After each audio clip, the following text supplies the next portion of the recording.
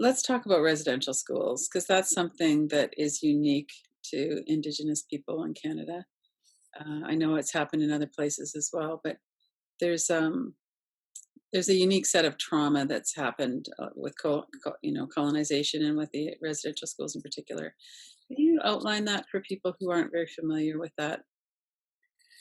My personal history, and if you're Indigenous, it's your personal history. So Right. that's why the pause. Um, I would say that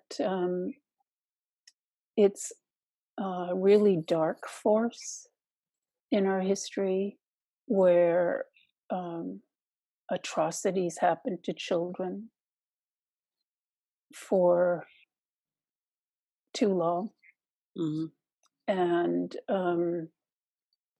where we saw, for me, it was my grandmother. Her father didn't go to residential school. He was born in the 1800s. She was born in the late 1800s. And so um, she attended and my father attended. So it's an intergenerational experience as well of conditioning to inferiority, to non human existence. So, not even an animal existence, really. Hmm. It's it's about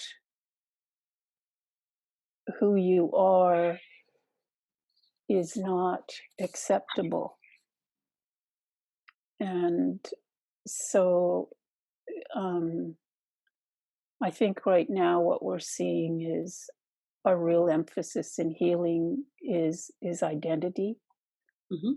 And then eventually, for those of us who've been in recovery for some time, we begin to ask ourselves, well, what is identity? Hmm. Um, So um, I would say that if we look at fight, flight, freeze, we've been in a state of collapse for some time, Hmm.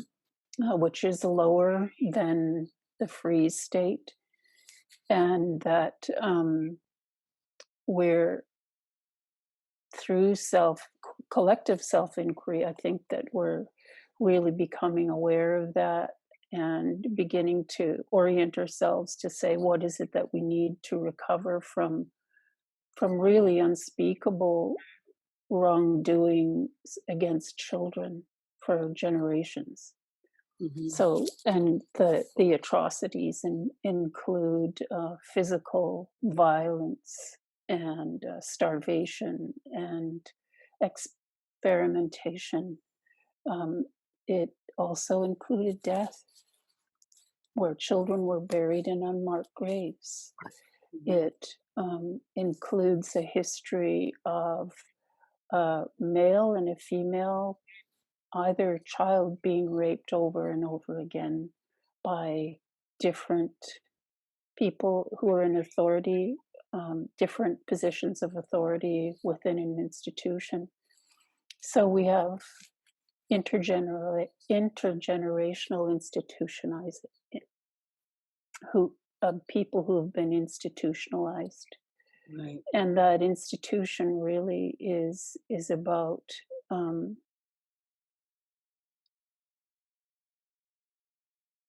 is about a non-human way of living, which means a lack of compassion and kindness and understanding and safety and protection and all of the things that a child really needs. Hello, this is Lynn Fraser with the Kiloby Center Radical Recovery Summit. We are so excited to bring you the lineup for January 10th to 19th, 2020. Go to radicalrecoverysummit.com to see the new headliners for 2020 and to sign up. You can watch free January 10th to 19th or buy an all access pass.